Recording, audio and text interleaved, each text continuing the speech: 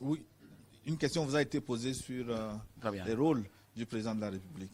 Alors, pour répondre rapidement aux questions sur le rôle du président de la République et du président du Conseil, vous me permettez d'abord de faire un petit rappel historique pour comprendre l'évolution.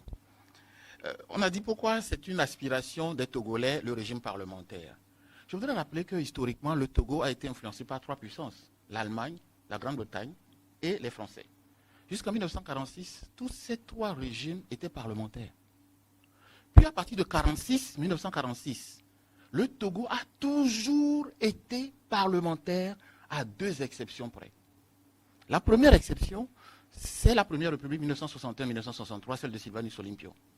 C'est un régime qui était présidentiel autoritaire. Je n'ai pas pour dégrader le président Olympio, nous l'apprécions tous. Mais c'est un régime que tous les historiens vous rappelleront cela. La deuxième exception, c'est la Troisième République, 67 à 91. Mais toutes les autres ont toujours été parlementaires ou à tendance parlementaire forte. Je prends, et vous avez deux exemples simples. Le premier qui a été un premier président du Conseil, c'était Gruniski. Le deuxième qui a assumé la fonction, c'était Sylvanus Olympio. Et vous avez une date clé, 1958. Vous avez un décret du 22 février 1958 que vous trouvez sur Internet, qui est publié au journal officiel, qui met en place un régime parlementaire avec un président symbolique, un premier ministre qui, je cite le texte, article 23, exerce les fonctions exécutives, chef du gouvernement, désigne les ministres, leur répartit les services qu'ils doivent accomplir, etc. Et il est élu pour un mandat de, je vous le donne en mille, 6 ans. L'Assemblée nationale, élue pour un mandat, ça s'appelait Chambre des députés. Élue pour un mandat de combien? 6 ans. Vous avez une ordonnance du 30 décembre de la même année, parce que le statut le 22 février, c'est là où nous sommes passés République du Togo. Puis le 30 décembre 1958, l'ordonnance du 30 décembre, nous sommes passés République togolaise. C'est à partir de là qu'on dit République togolaise. Ce texte a également confirmé un régime parlementaire avec un président symbolique, un premier ministre exécutant les fonctions exécutives, élu pour un mandat de 6 ans, avec une assemblée de 6 ans.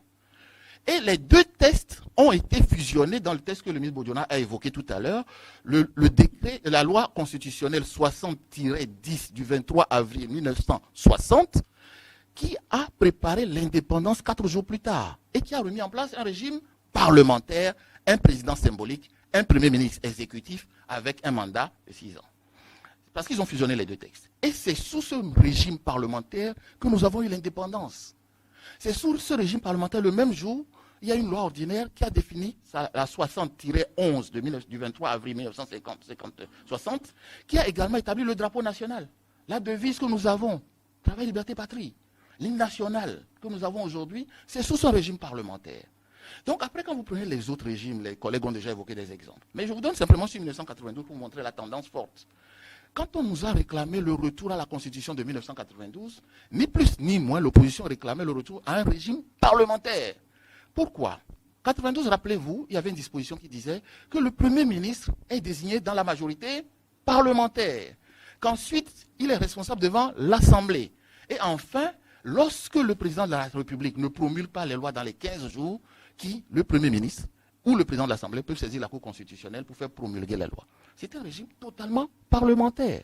Ce sont les aléas électoraux qui ont fait coïncidence de majorité parlementaire et présidentielle qui ont fait que le régime a fonctionné comme un régime semi-présidentiel jusqu'à aujourd'hui.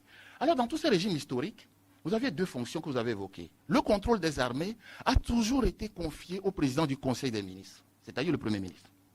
En revanche, les relations internationales symboliquement étaient représentées par le chef de l'État, parce que c'est lui qui est le vis-à-vis des autres souverains. Mais vous noterez une nuance. Les ambassadeurs sont toujours nommés dans tous ces régimes par le Conseil des ministres, et ensuite leurs lettres de créance sont délivrées par le chef de l'État. Et la même chose, les ambassadeurs étrangers qui sont accrédités au Togo sont accueillis par le président du Conseil, donc par le gouvernement, et ensuite adoubés par le chef de l'État. Donc le chef de l'État joue toujours un rôle fondamental vis-à-vis de l'extérieur. Et vous noterez que dans les organisations internationales que nous avons, régionales, etc., la réunion des chefs d'État s'appelle réunion des chefs d'État et de gouvernement.